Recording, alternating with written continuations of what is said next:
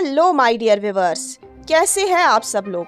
आज हम इस वीडियो में कवर करने जा रहे हैं क्लास 10th मैथ्स का चैप्टर नंबर 10 सर्कल्स की एक्सरसाइज 10.2 से क्वेश्चन नंबर 3। पिछले क्वेश्चंस अगर आपको चाहिए then you can go through my previous videos. तो इस वीडियो में हम कवर करेंगे क्वेश्चन नंबर 3 और इस क्वेश्चन की फिगर मैंने यहाँ पर बनाई हुई है इस क्वेश्चन नंबर 3 की। और ये क्वेश्चन कहता है if tangents PA and PB, तो हमारे पास दो tangents है और एक गिवन सर्कल है और ये दो tangents हमें ड्रॉ करने हैं फ्रॉम एक्सटर्नल पॉइंट P। तो हमारे पास दो tangents है PA and PB from a point P to a circle with centre O। तो मैंने ये एक सर्कल ड्रॉ किया है जिसका सेंटर O है और ये मेरा एक्सटर्नल पॉइंट P है। इस पॉइंट P से मैंने एक टेंजेंट ड्रॉ किया है PA और दूसरा टेंजेंट ड्रॉ किया है PB to the given circle. आपको पता है स्टूडेंट्स, टेंजेंट वो वाली लाइन होती है जो सर्कल को टच करती है एट ओनली वन पॉइंट और जिस पॉइंट पर ये टच करती है that point is called the point of contact. तो PA जो टेंजेंट है वो सर्कल को टच करता है एट पॉइंट A और PB जो है वो सर्कल को टच करता है at point B। So point A and point B is the point of contact to the circle. From a point P to the circle with center O are inclined to each other at an angle of 80 degree। तो ये दो tangents जो है इन दोनों के बीच में एक angle बन रहा है जो 80 डिग्री का है, जो मैंने यहाँ पर मेंशन किया है। Then P angle POA is equal to, तो स्टूडेंट्स आपको फाइंड करना है एंगल POA, ये वाला एंगल आपको फाइंड करना है। तो हम सॉल्यूशन में ये लिख सकते हैं, पहले गिवन जो हमारे पास है, तो हमारे पास दो टेंजेंट्स हैं जिन दोनों टेंजेंट्स के बीच में एंगल बन रहा है 80 डिग्री और एक सर्कल है जिसका सेंटर O है। ए सर्कल विद सेंटर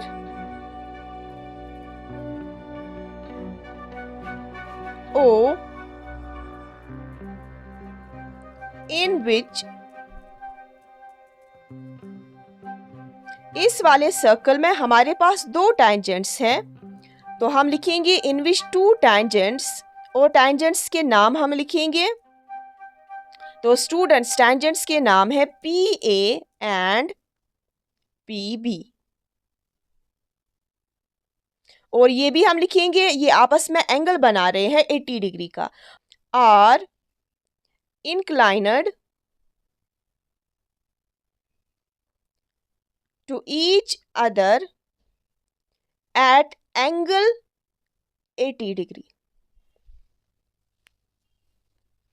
इसके बाद टू फाइंड, हमें फाइंड क्या करना है, हमें एंगल POA फाइंड करना है। तो हम लिखेंगे टू फाइंड में एंगल POA। हम ये एंगल कैसे फाइंड कर सकते हैं, तो हम ये एंगल फाइंड कर सकते हैं एंगल सम प्रॉपर्टी से। तो हम क्या करेंगे, उसके लिए हम कंस्ट्रक्शन करेंगे। कंस्ट्रक्शन में हम क्या करेंगे, हम ज्वाइन करेंगे P से लेकर O तक। तो हम लिखेंगे ज्वाइन PO। इसके बाद स्टेप्स ऑफ सॉल्यूशन, तो हम इसके सॉल्यूशन में पहले क्या करेंगे, हम यहाँ पर दो ट्रायंगल्स को करेंगे कॉन्ग्रुएंट। एक तो ऊपर वाला ट्रायंगल है ट्रायंगल POA और दूसरा नीचे वाला ट्रायंगल है। इन दोनों ही ट्रायंगल्स को हम करेंगे कॉन्ग्रुएंट। तो हम इसीलिए कॉन्ग्रुएंट करेंगे ताकि हम ये दोनों एंगल्स आपस में इक्वल कह सके। ये दोनों एंगल्स जो यहाँ पर बन रहे हैं, जो 80 डिग्री वाला एंगल है, हम कहेंगे ये दोनों ही एंगल्स एंगल APO बराबर है एंगल OPB के, इसीलिए हम दोनों ट्रायंगल्स को करेंगे कॉन्ग्रुएंट। तो कॉन्ग्रुएंसी के लिए हमें तीन चीजें चाहिए जो हम कहेंगे इक्वल हैं। तो इन दो ट्रायंगल्स में क्या क्या चीजें इक्वल होगी तो वो हम देखेंगे यहाँ पर क्या क्या चीजें मैं इक्वल करूंगी।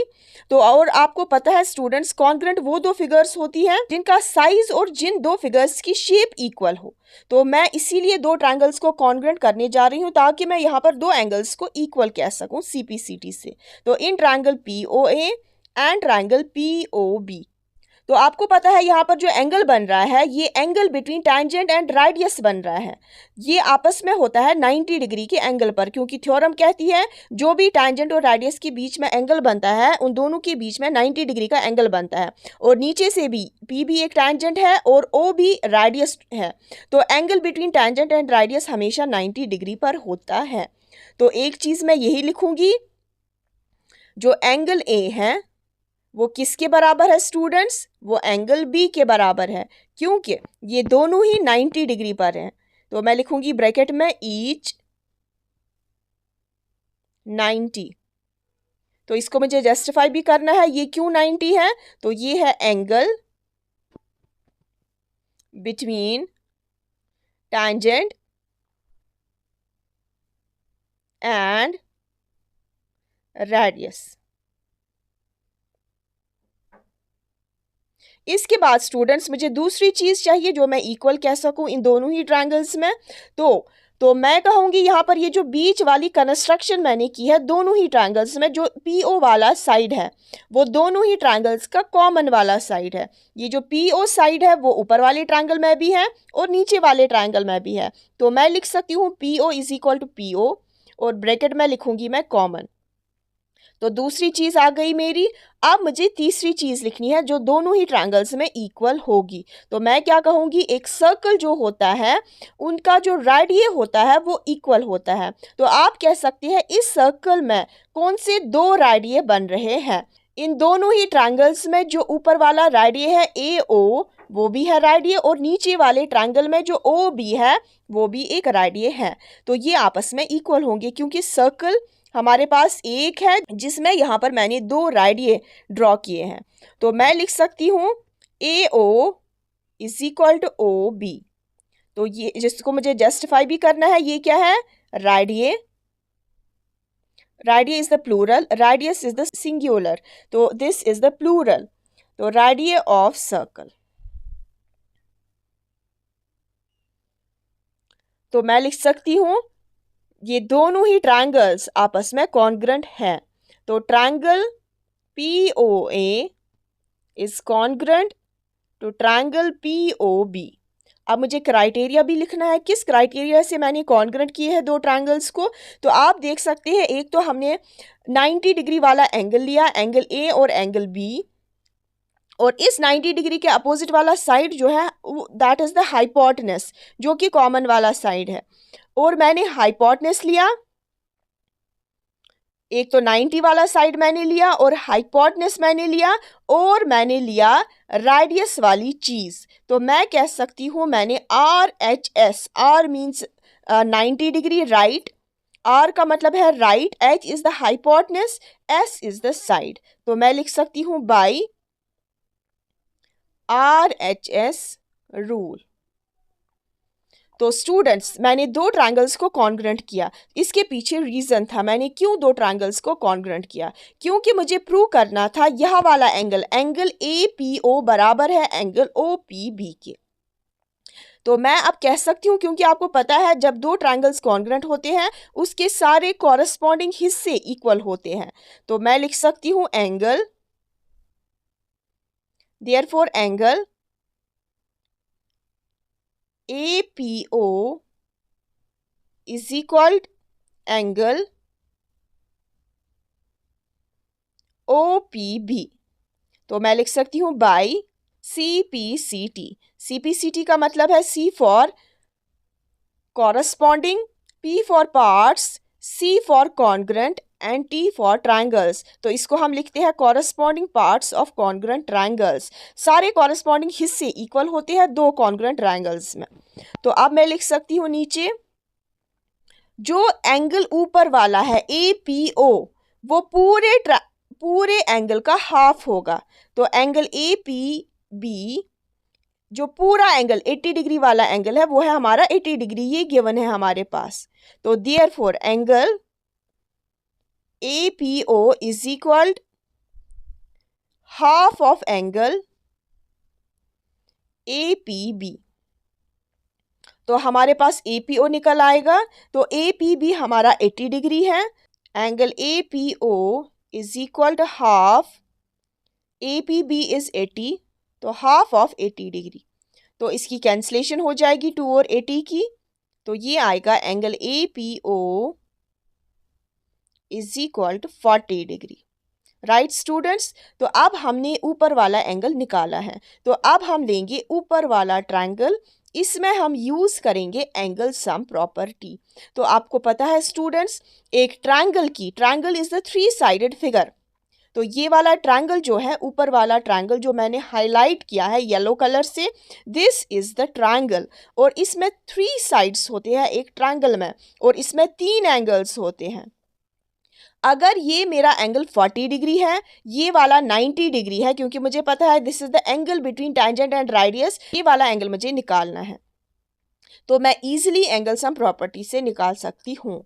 नाउ इन ट्रायंगल AOP, इसमें 3 एंगल्स हैं, तो मैं लिखूंगी angle A plus angle APO plus angle जो मुझे फाइंड करना है angle AOP is equal to, तीनों एंगल्स का सम होता है 180 डिग्री। तो मैं साइड में लिखूंगी ब्रैकेट में एंगल सम प्रॉपर्टी। इसके बाद स्टूडेंट्स एंगल A जो है that is the 90 degree.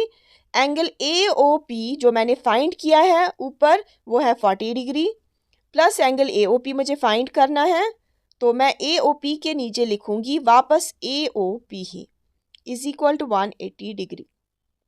90 plus 40 होता है स्टूडेंट्स 130, तो 130 plus angle AOP is equal to 180 degree.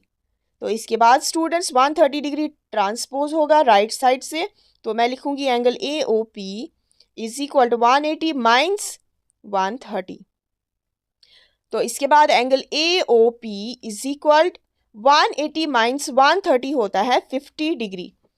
तो मेरा एंगल AOP जो मुझे फाइंड करना है वो है 50 डिग्री। तो आप देख सकते हो ऊपर वाले ऑप्शंस में से मेरा जो 50 डिग्री वाला ऑप्शन है that is the option A।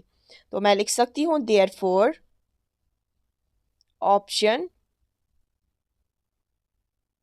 A is correct. तो स्टूडेंट्स ये था क्वेश्चन नंबर 3 सेकेंड एक्सरसाइज से। तो आई होप आपको ये क्वेश्चन भी अच्छे से क्लियर हुआ होगा। तो मिलते हैं नेक्स्ट वीडियो में नेक्स्ट क्वेश्चंस के साथ। Till then good bye.